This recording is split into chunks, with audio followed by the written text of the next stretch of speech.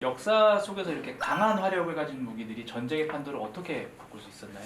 우리나라 역사를 보면요, 사실 뭐 앞서 제가 신기전도 말씀을 드렸지만 임진왜란 당시에 보면 우리 조선군이 당시 각종 화포를 이용해서 왜군들을 경멸한 사례가 상당히 많습니다. 뭐 이순신 장군만 보더라도 판옥선이라든가 거북선에서 다양한 화포, 총통류들을 통해서 외선들을 경멸했던 기록들도 많이 있고요. 그리고 대승을 거뒀던 기록들도 많죠. 그다음에 지상에서도 이런 총통류들을 사용해서 당시 왜군을 많이 격퇴했고, 최근에 러시아 우크라이나를 보면 전쟁의 판도를 영향을 주고 있는 게 바로 이 포병이에요. 23년 말만 하더라도 당시에 예를 들어서 러시아군이 한 10발 정도의 포탄을 쐈다라면 당시 우크라이나 군이 서방 세계로부터 지원을 많이 못 받다 보니까 한 발 정도밖에 못 쐈거든요. 근데 요즘은 사실 이게 뒤집어져서 오히려 지금은 우크라이나군이 일부 전선에서는 포탄을 더 많이 쓴다라고 할 정도로 전쟁과 그리고 전선의 판도를 바꾸는데 이 화력이 아주 중요한 역할을 하고 있습니다.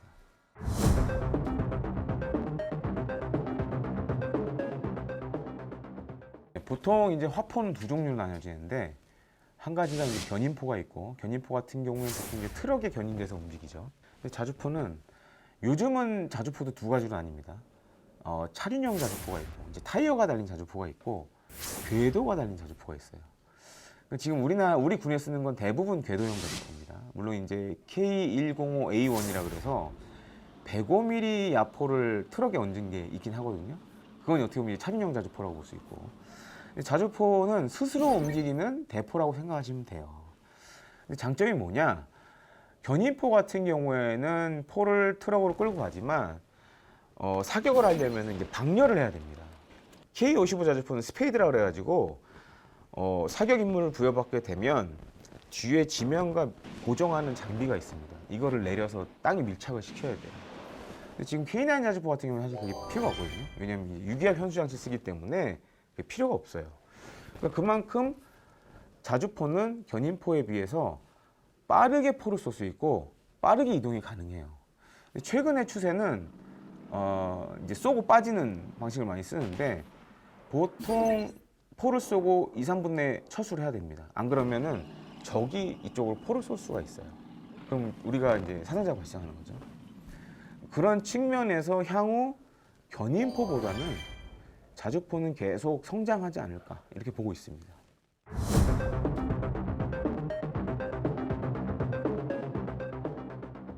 1970년대, 80년대만 하더라도 북한군이 우리보다 압도적인 숫자적으로, 물론 지금도 마찬가지입니다.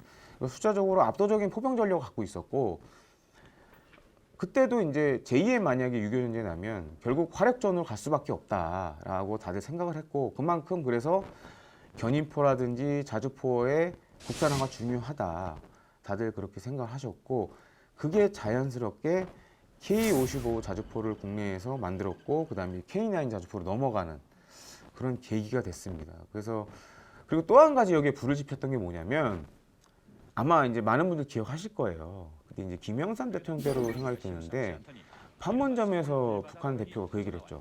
서울 불바다. 그러면서 안 되겠다.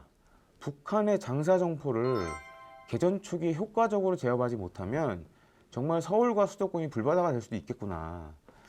그래서 이제 사실 K9을 우리가 개발을 하게 된 계기도 됐고, 사실 1000문 이상 만들어냈거든요.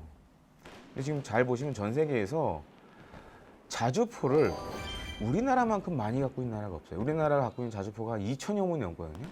심지어 실제 지금 미국군도 보관중인 거는 우리나라보다 많을 수 있지만, 실제 미 육군에서 현재 쓰고 있는 자주포는 몇백 문밖에 안 돼요. 근데 우리나라는 지금 2000문 넘는 자주포가 전방에 쫙 깔려 있습니다.